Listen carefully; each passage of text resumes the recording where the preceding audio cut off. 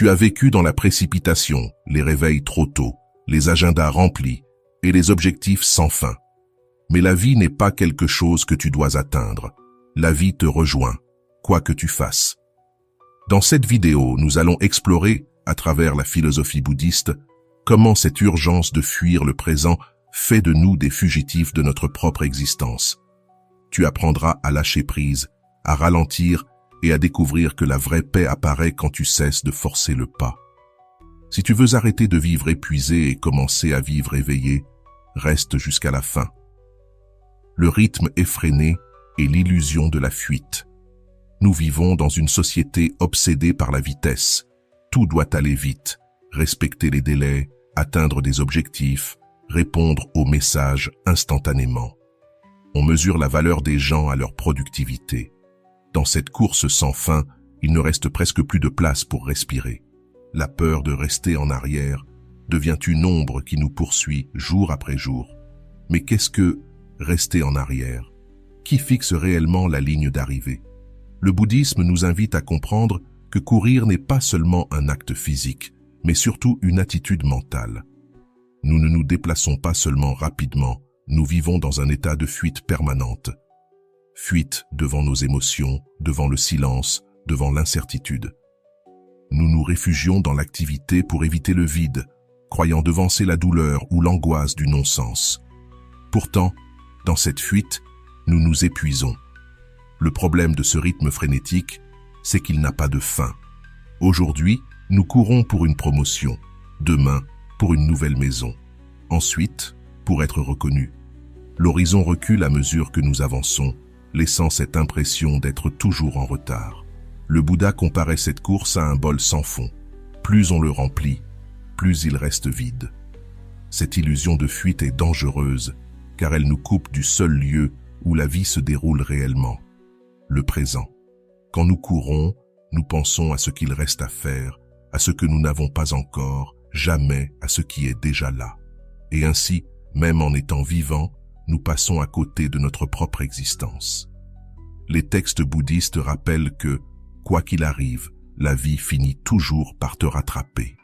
Tu peux remplir tes journées de projets et de buts, mais le temps suit son cours.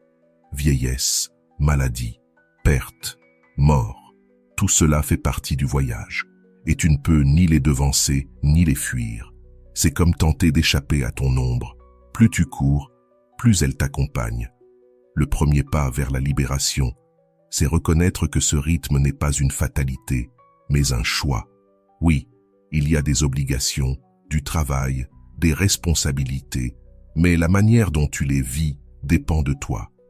Tu peux les subir ou les vivre en pleine conscience. Le changement commence quand tu comprends qu'il n'y a rien à atteindre, parce que tu es déjà là dans l'unique lieu où la vie existe, ici et maintenant. Si ce contenu résonne avec toi, je te remercie pour ta présence. Tu peux me soutenir en laissant un like et en t'abonnant pour qu'ensemble, nous puissions partager ces enseignements façonnés par l'expérience. Les racines de la course, le désir et la peur. Quand on observe pourquoi on vit toujours pressé, on découvre que ce n'est pas une question de temps, mais de racines profondes, le désir et la peur. Ces deux forces, comme les deux faces d'une même pièce, nous maintiennent prisonniers d'une course sans fin. Le désir, c'est cette voix intérieure qui chuchote qu'on n'a jamais assez. Plus d'argent, plus de reconnaissance, plus de confort. Et même quand on obtient ce qu'on voulait, un nouveau manque se crée. Le désir se nourrit de lui-même. Plus on s'attache à ce qu'on désire, plus on devient esclave de l'insatisfaction. Le plaisir s'efface vite, la nouveauté s'éteint, et une nouvelle envie apparaît. C'est ainsi que naît la course. Nous croyons que le prochain accomplissement nous apportera enfin la paix. Mais à côté du désir, il y a la peur. Peur de perdre, peur de ne pas être à la hauteur, peur d'être oublié, peur que le temps file. Cette peur nous pousse à courir, comme si un danger invisible nous poursuivait. En apparence, nous cherchons à atteindre des buts positifs, mais en vérité, nous fuyons un vide intérieur. Nous courons pour ne pas affronter nos doutes, notre douleur, notre vulnérabilité. Le Bouddha enseignait que désir et peur sont les deux grandes racines de la souffrance. Ils naissent d'une vision fausse de la vie. Imagine un voyageur dans le désert, il voit un mirage, court vers lui croyant trouver de l'eau et découvre qu'il n'y a que du sable. C'est ainsi que fonctionnent nos désirs. Et dans le même temps, il fuit le soleil brûlant, la fatigue, la soif, sans comprendre que la solution est de s'arrêter et de regarder où il est vraiment. C'est ainsi que fonctionnent nos peurs. Le désir nous projette vers l'avenir, la peur nous fait fuir le présent. Et dans les deux cas, nous cessons d'habiter l'instant. Cette tension constante, c'est comme courir sur un tapis roulant, épuisant, répétitif et sans destination réelle. Le bouddhisme enseigne que la racine de cette agitation ne se trouve pas à l'extérieur, mais dans l'esprit. Ce n'est pas la société ni le travail qui nous forcent à courir, mais notre incapacité à voir les choses telles qu'elles sont. Quand on comprend que tout est impermanent, que tout change, que pertes et gains font partie du cycle de la vie, alors on commence à lâcher. Lâcher, c'est cesser de fuir. Lâcher, c'est cesser de poursuivre. Regarde cet exemple simple. Quelqu'un achète une voiture neuve. Il la protège avec obsession. Il craint la moindre rayure. Son désir de garder l'objet parfait et sa peur de le perdre en font son esclavage. Mais quelques années plus tard, la voiture vieillit et l'attachement disparaît. Avec lui, l'attention aussi. Le bouddhisme ne dit pas d'éliminer le désir ni la peur, car cela serait encore une forme de fuite. Il enseigne à observer, à comprendre, à laisser passer. Comme les nuages dans le ciel, le désir et la peur viennent et s'en vont. Si tu ne les nourris pas, ils perdent leur force. Et quand tu cesses de t'identifier à eux, tu réalises qu'il n'y a rien à fuir, car rien ne te poursuit vraiment. Comprendre cela, c'est allumer une lampe dans l'obscurité. Tu découvres que vivre dans la précipitation n'est pas naturel, mais appris, et ce qui est appris peut être désappris. C'est là la véritable liberté, celle d'habiter enfin le présent avec calme, le piège de poursuivre le lendemain. Quand on pense la vie comme une course, demain devient la ligne d'arrivée. Tout ce que nous faisons aujourd'hui semble orienté vers ce qui viendra. Le prochain emploi, les prochaines vacances, la prochaine réussite. On nous enseigne que le futur sera meilleur si nous travaillons dur, si nous patientons encore un peu. Cette promesse constante agit comme une carotte suspendue devant nous. Elle paraît proche, mais reste toujours hors d'atteinte. Le bouddhisme nous prévient. Vivre en poursuivant le lendemain crée une forme de souffrance subtile. Ce n'est pas une douleur visible, mais un vide intérieur, une anxiété permanente, ce sentiment que rien n'est jamais suffisant. Même avec le confort, la réussite ou l'amour, on ressent encore un manque parce que notre esprit est accroché à ce qui n'est pas encore là. Le futur devient un mirage collectif. Tout le monde court vers lui, persuadé que la plénitude s'y trouve, sans voir que cet horizon recule sans cesse. Alors le présent se transforme en simple moyen pour atteindre autre chose.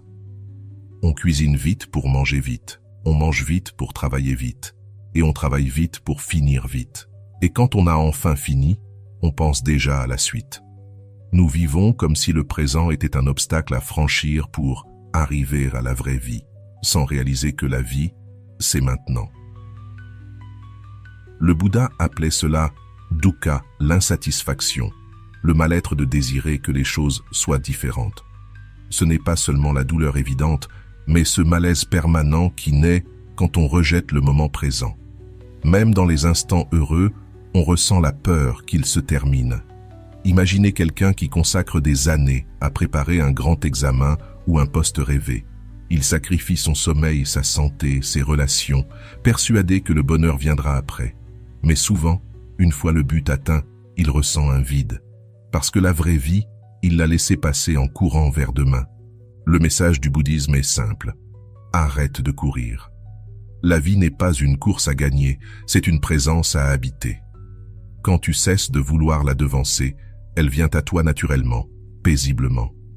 Quand enfin il y parvient, il ressent un instant de soulagement, une étincelle de joie. Mais cette sensation s'évanouit rapidement.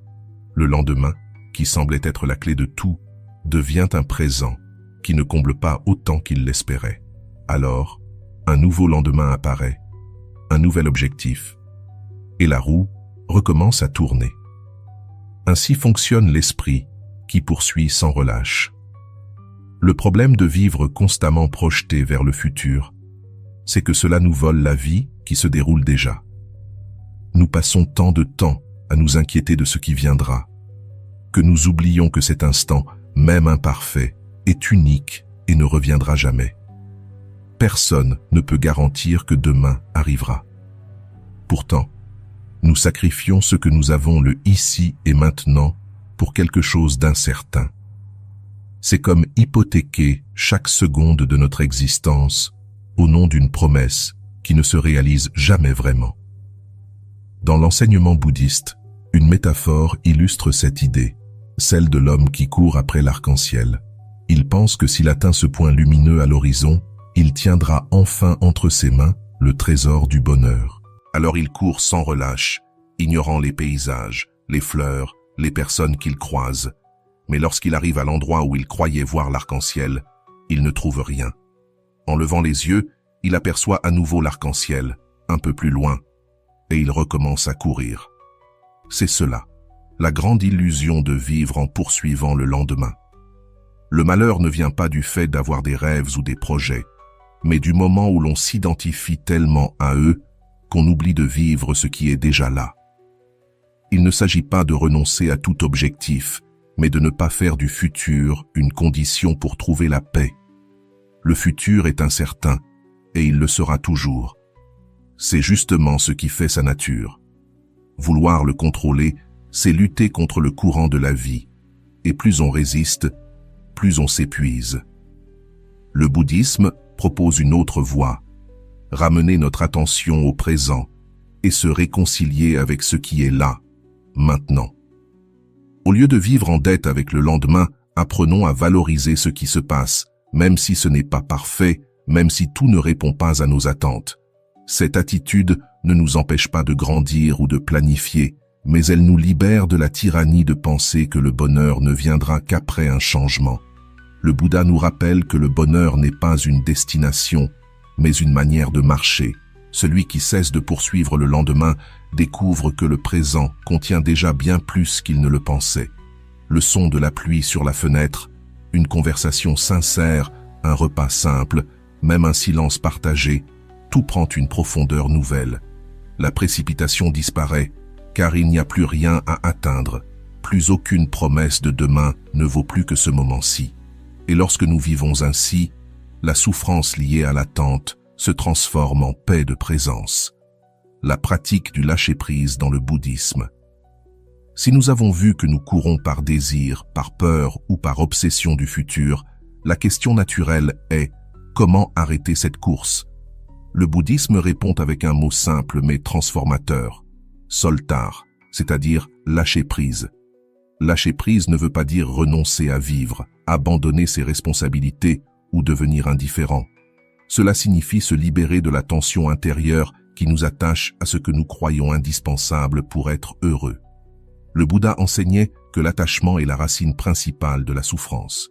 Cet attachement est ce besoin que les choses soient d'une certaine manière, que notre vie suive un plan précis, que les gens agissent comme on l'attend, que la santé reste parfaite, que le temps n'emporte pas ce qu'on aime. Mais comme la vie ne suit pas ses plans, la frustration naît. Lâcher prise, dans ce contexte, c'est cesser de s'accrocher à l'impossible, à l'illusion que nous pouvons tout contrôler. Ce n'est pas de la passivité, mais de la compréhension. C'est comme être dans un fleuve. Tu peux lutter contre le courant et t'épuiser, ou bien flotter et avancer sans résistance. Le fleuve continuera son cours, mais ton expérience, elle, sera différente. C'est ça, le lâcher-prise. Comprendre que nous ne sommes pas maîtres du fleuve de la vie, mais que nous pouvons choisir comment y naviguer. Le bouddhisme propose plusieurs pratiques pour apprendre à lâcher. L'une des plus puissantes est la méditation. Quand tu t'assois en silence et observes ta respiration, les pensées apparaissent comme des nuages dans le ciel. Certaines sont agréables, d'autres douloureuses, d'autres encore agitées. L'exercice ne consiste pas à les combattre ni à les forcer, mais à les observer et à les laisser passer. Avec le temps, on réalise que les pensées ne sont pas des réalités, mais des événements passagers. Ce simple acte d'observer sans s'attacher est le premier entraînement du lâcher-prise. Une autre pratique essentielle est la contemplation de l'impermanence. Tout change, les saisons, les corps, les émotions, les relations, même les idées qui nous paraissaient solides. Comprendre l'impermanence, non pas intellectuellement, mais dans l'expérience, nous aide à savourer chaque instant sans nous y accrocher. Quand on sait que ce qu'on aime ne durera pas éternellement, on le vit avec plus d'intensité, mais sans peur de le perdre. Lâcher prise, c'est aussi apprendre à ne pas s'enfermer dans la réactivité. Par exemple, lorsqu'on est critiqué, notre premier réflexe est de se défendre ou de s'énerver. Pratiquer le lâcher-prise, c'est écouter sans s'accrocher au besoin d'avoir raison. Peut-être que la critique contient quelque chose d'utile, peut-être pas, mais notre paix intérieure ne dépend pas de la victoire sur l'autre. Dans les relations, lâcher prise, c'est ne pas exiger que les autres répondent parfaitement à nos attentes. Les gens changent, suivent leur propre chemin, et l'accepter nous libère de la souffrance liée au contrôle. Le Bouddha comparait souvent cela à une corde tendue. Imagine que tu la tiens de toutes tes forces. Tes mains te font mal, tes muscles brûlent. Quelqu'un te dit « lâche ». Tu hésites, pensant qu'il arrivera quelque chose de grave si tu le fais. Mais quand enfin tu lâches, la tension disparaît immédiatement. Rien de catastrophique ne s'est produit. Tu t'es simplement libéré d'un poids que tu maintenais toi-même. Le lâcher-prise ne se fait pas d'un coup. C'est un processus, souvent progressif. On commence par de petites choses, pardonner une offense ancienne, renoncer à toujours vouloir avoir raison, cesser de se comparer. À chaque pas, on ressent plus de légèreté, plus de liberté intérieure, comme si l'on retirait des sacs inutiles de son dos. Le bouddhisme enseigne aussi que lâcher, ce n'est pas seulement se détacher du négatif, mais aussi du positif. Car même ce qu'on aime peut devenir une prison si on refuse de le voir changer, une relation, une réussite, une idée de soi. Tout cela est précieux, mais rien n'est éternel. Remercier ce qui a été, puis le laisser suivre son cours naturel, c'est cela la vraie liberté. Dans notre société, le succès est souvent synonyme d'accumulation. Plus de biens, plus de prestige, plus d'expérience. Dans la voie bouddhiste, le véritable succès, c'est la capacité à laisser aller. Ce n'est pas ce que tu possèdes, mais ce que tu peux lâcher, qui détermine ta paix. Un cœur léger vit avec plus de plénitude qu'un cœur encombré de peur et de désir. Lâcher prise, c'est revenir à l'essentiel, à l'instant présent. On ne vit plus dans le manque ni dans la fuite, mais dans la gratitude et la sérénité. Et alors, on cesse enfin de courir, car plus rien derrière ni devant ne vaut plus que ce présent. Vivre le moment présent. Si la racine de notre agitation se trouve dans le désir, la peur et l'obsession du futur, le bouddhisme offre un antidote clair. Vivre pleinement le moment présent.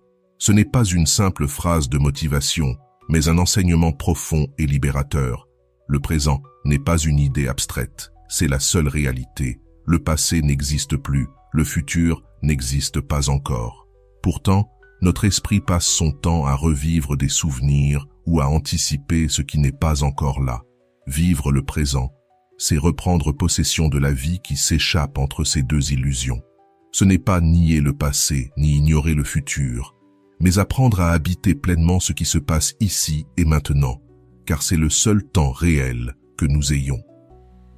Lorsque le Bouddha parlait de pleine conscience, il évoquait cet état dans lequel chaque instant est vécu en totale présence. Manger en goûtant chaque bouchée, marcher en sentant le contact du sol, écouter quelqu'un sans préparer sa réponse, simplement présent à ce qui est. Et si cela nous semble difficile, c'est parce que notre esprit a été dressé à fuir le présent.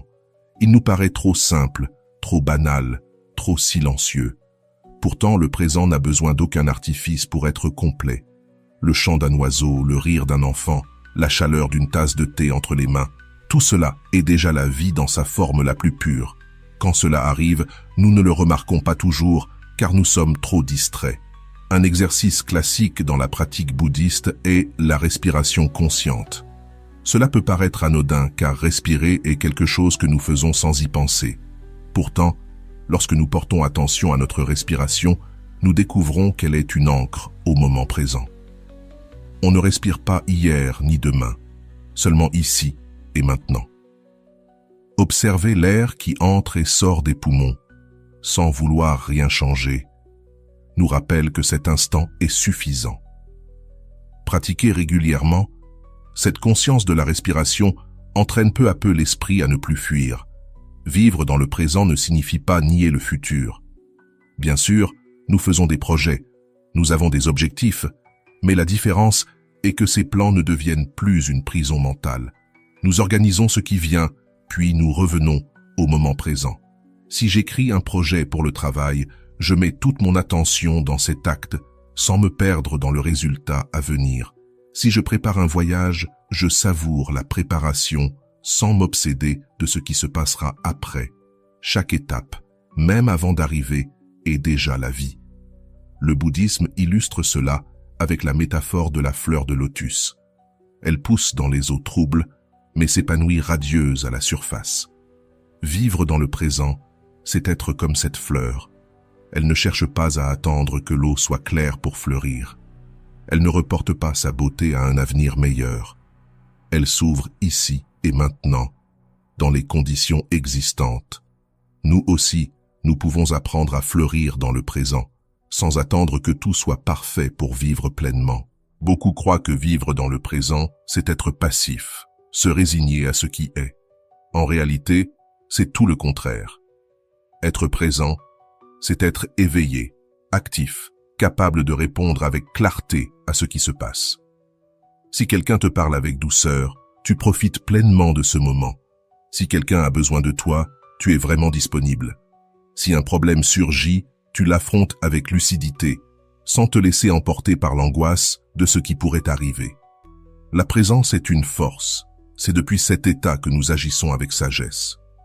Pourtant, la vie moderne nous éloigne sans cesse du présent. Notifications, comparaisons sur les réseaux sociaux, pression d'être partout à la fois.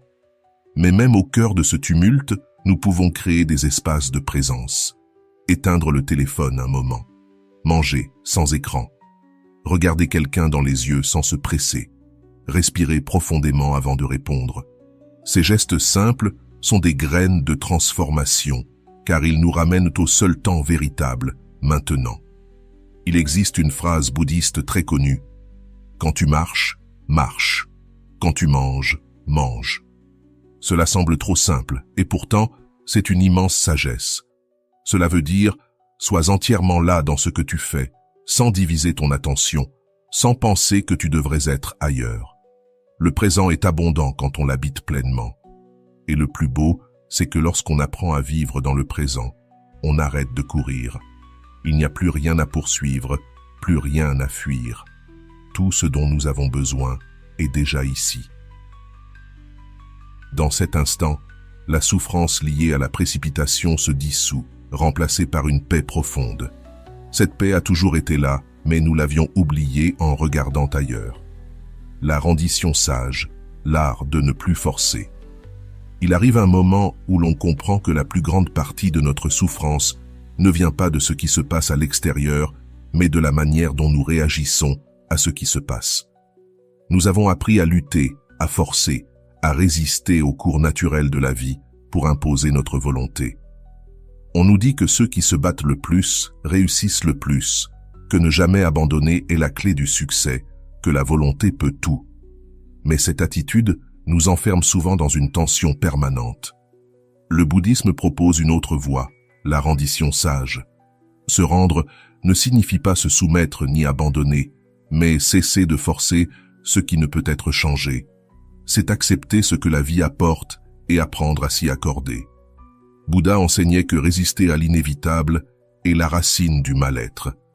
Quand nous nous accrochons à ce que les choses soient autrement, nous nous épuisons. La rendition sage, ce n'est pas la résignation, c'est la lucidité. C'est comprendre qu'il y a des batailles qui ne mènent nulle part. Imagine une pluie soudaine. Une personne se plaint sans fin parce qu'elle voulait du soleil, pendant qu'une autre ouvre simplement son parapluie et savoure le bruit de l'eau. La différence n'est pas dans la pluie, mais dans l'attitude. Parfois, nous forçons aussi notre propre chemin. nous poursuivons des objectifs qui ne viennent pas de notre cœur, mais de la comparaison, de la pression sociale ou de l'image que nous voulons projeter. C'est comme tirer sur les branches d'un arbre pour le faire grandir plus vite. Cela le blesse. La vie a son propre rythme. Se rendre, c'est écouter ce rythme, respecter ses processus, faire confiance au temps.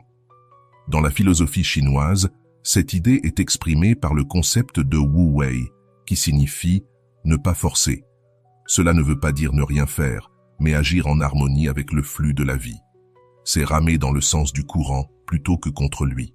Dans la pratique, cela signifie observer ce qui dépend de nous et ce qui ne dépend pas de nous.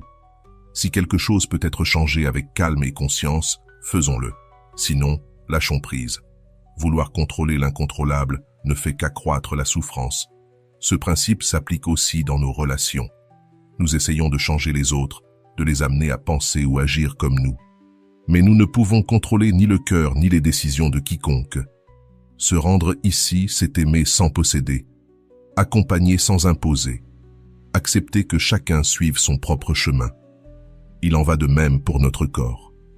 Nous le forçons souvent au-delà de ses limites avec le travail, les régimes, les exigences esthétiques. Pourtant, il parle, il demande du repos, de la douceur, du rythme.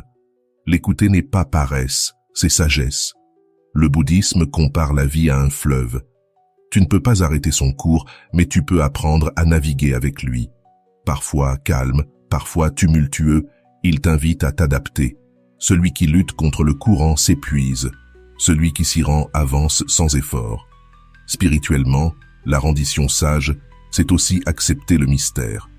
Il y a des moments où aucune réponse ne vient, où le futur est brumeux. Forcer la clarté ne fait qu'ajouter à la confusion. Il faut apprendre à marcher dans la brume avec confiance. Le bambou illustre cette sagesse. Il est solide, mais souple. Il se plie au vent sans se briser. Les arbres rigides, eux, se cassent dans les tempêtes. Si nous apprenons à être flexibles, nous découvrons une force plus profonde. Se rendre, ce n'est pas cesser d'agir, c'est agir sans tension. Travailler, créer, aimer, mais sans forcer, sans exiger que tout se déroule comme prévu. Et souvent, c'est alors que tout commence à se dérouler avec plus de facilité, comme une fleur qui s'ouvre d'elle-même au soleil, sans effort, sans lutte. La rendition sage, c'est cela, arrêter de combattre la vie. Comprendre que résister inutilement ne fait que nous voler notre paix. Quand nous cessons de forcer, la paix apparaît d'elle-même, libre des circonstances. Nous n'avons plus besoin que tout soit parfait pour être bien. Nous ne courons plus après des buts impossibles, ni contre le cours naturel de la vie. Nous vivons simplement, légers, flexibles, en harmonie avec ce qui est. Intégrer le calme dans la vie quotidienne. Jusqu'à présent, nous avons exploré comment nous vivons piégés dans une course constante, poussés en avant par le désir et la peur. Nous avons vu comment la souffrance naît de la poursuite du lendemain, comment la pratique du lâcher-prise et de la présence nous ramène à l'instant présent, et comment la reddition sage nous libère de l'effort de vouloir contrôler l'inévitable. Mais la grande question demeure, comment apporter tout cela dans la vie de tous les jours? Parce qu'il est une chose de comprendre ces enseignements en les écoutant, et une autre de les appliquer au milieu des embouteillages, des problèmes au travail, des disputes à la maison ou des soucis financiers. Intégrer le calme, ce n'est pas fuir le monde, mais apprendre à y vivre autrement. Le premier pas consiste à cultiver des moments de conscience au cœur de la routine. Il n'est pas nécessaire de transformer complètement sa vie, mais d'y insérer de petits espaces d'attention pleine. Par exemple, chaque matin, avant de regarder le téléphone, respirer profondément quelques instants et reconnaître que nous sommes vivants, que ce jour est un cadeau qui commence. Cela peut sembler insignifiant, mais ces moments définissent le ton de notre journée. Un autre rituel puissant consiste à transformer les gestes du quotidien en pratique de présence. Sous la douche, sentir l'eau qui glisse sur la peau, sa température, son bruit. En marchant vers le travail, observer le contact des pieds sur le sol, le mouvement du corps, le ciel qui s'ouvre au-dessus de nous. En mangeant, au lieu de le faire avec précipitation ou distraction, savourer chaque bouchée comme si c'était la première et la dernière. Ces pratiques transforment l'ordinaire en extraordinaire, car elles nous relient à la vie telle qu'elle se déroule. Intégrer le calme, c'est aussi apprendre à faire une pause avant de réagir. Chaque jour, de nombreuses situations nous déstabilisent, une remarque désagréable, une erreur, un plan annulé. L'habitude est de répondre aussitôt par colère, stress ou frustration. La pratique bouddhiste, elle, propose de s'arrêter un instant, de respirer, d'observer ce que l'on ressent, puis de répondre depuis la clarté.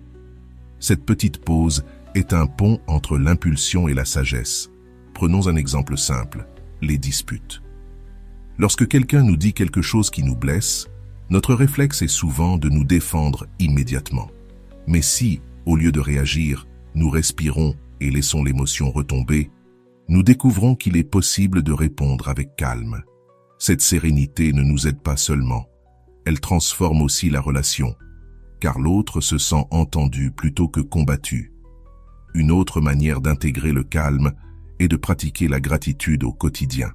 Le bouddhisme nous invite à valoriser ce que nous avons plutôt qu'à nous obséder par ce qui manque. Chaque soir, avant de dormir, nous pouvons repenser à 3 choses pour lesquelles nous sommes reconnaissants. Un geste de gentillesse, un éclat de rire, un moment de silence. Cet exercice, aussi simple soit-il, change la direction de la pensée. L'esprit cesse de courir après ce qu'il n'a pas et commence à reconnaître l'abondance du présent. Le calme s'enracine aussi dans la compréhension de l'impermanence. Dans la vie quotidienne, le changement est inévitable. Un plan s'annule, une personne s'en va, un objet se brise, un travail se termine. Notre habitude est de nous irriter ou de nous attrister. Pourtant, si nous nous souvenons que tout est en perpétuelle transformation, ces moments cessent d'être des tragédies pour devenir des occasions de lâcher prise. Le calme n'est pas absence de changement, mais la capacité de s'y accorder sans résistance. Un élément essentiel de cette pratique est le soin de soi. On ne peut pas parler de sérénité si l'on vit épuisé, sans repos ni espace pour soi. Intégrer le calme, c'est aussi respecter les rythmes du corps, dormir suffisamment, se nourrir consciemment, bouger avec équilibre, s'accorder des moments de silence. Ce ne sont pas des luxes, mais des besoins fondamentaux pour une vie paisible. Il est également utile de s'entourer de rappels visuels ou symboliques du calme. Cela peut être un coin de la maison où l'on médite ou respire simplement en silence, un objet significatif comme une bougie ou une pierre qui nous invite à ralentir, ou encore une habitude partagée, comme marcher tranquillement avec quelqu'un de proche. Ces petits ancrages nous aident à ne pas oublier ce que nous avons appris, même au milieu du chaos du monde moderne. Enfin, intégrer le calme signifie vivre avec une intention claire. Ne pas courir après l'inatteignable, ne pas fuir l'inévitable, ne pas être esclave du lendemain. Cette intention peut devenir un mantra personnel, répété chaque jour. Le calme. Je suis ici, en cet instant, et cela suffit. En se le rappelant, nous cessons d'être des fugitifs de notre propre vie et nous nous réconcilions avec ce que nous sommes et ce qui est. Quand nous apprenons à vivre ainsi, le calme ne devient plus un refuge temporaire trouvé dans un temple ou une retraite. Elle devient une manière d'être au monde, une présence que nous portons partout au travail, dans la famille, dans les grandes décisions comme dans les gestes les plus simples. Alors, nous comprenons profondément qu'il n'a jamais été nécessaire de courir.